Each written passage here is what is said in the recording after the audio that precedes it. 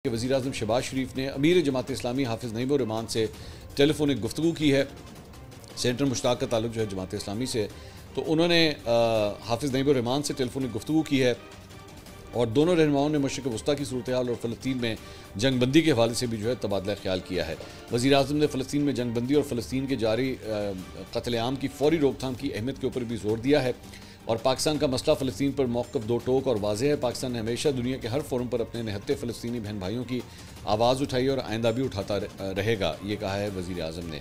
और इसके साथ साथ उन्होंने कहा कि 8 इस्लामी ममालिक फ़लस्तीन में जंग बंदी के लिए अपनी फ़ाल और भरपूर कोशिशें कर रहे हैं और उन्होंने कहा कि पाकिस्तान इजरायली रियासत को तस्लीम नहीं करती, ना उसके साथ सफारती ताल्लुकात हैं।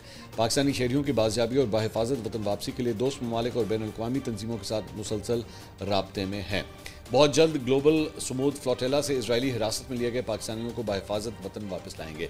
अच्छा, बेसिकली ये भी एक नेगोशिएशंस या टॉक्स का ही आप इसको एक मरहला समझिए कि जिस तरह हमने पहले बात की थी कि जो डोनाल्ड ट्रंप का ये जो 20 नकाती प्लान था, इसको बड़ा स्ट्रांगली क्रिटिसाइज़ किया गया जमात इस्लामी की तरफ से और JUIF की जानिब से। तो मेरे ख्याल में इसीलिए ये नईमुर-रहमान साहब से जो है वो इसीलिए गुफ्तगू की जा रही है ताकि जमात इस्लामी को जो है वो ऑन बोर्ड लिया जा सके इस प्लान के हवाले से। लेकिन ज़ाहिर बात है, it is not just Jamaat Islami, even Pakistan Tehreek Insaf ने भी जो है इसकी बड़ी शदीद अल्फाज में मुखालफत की है।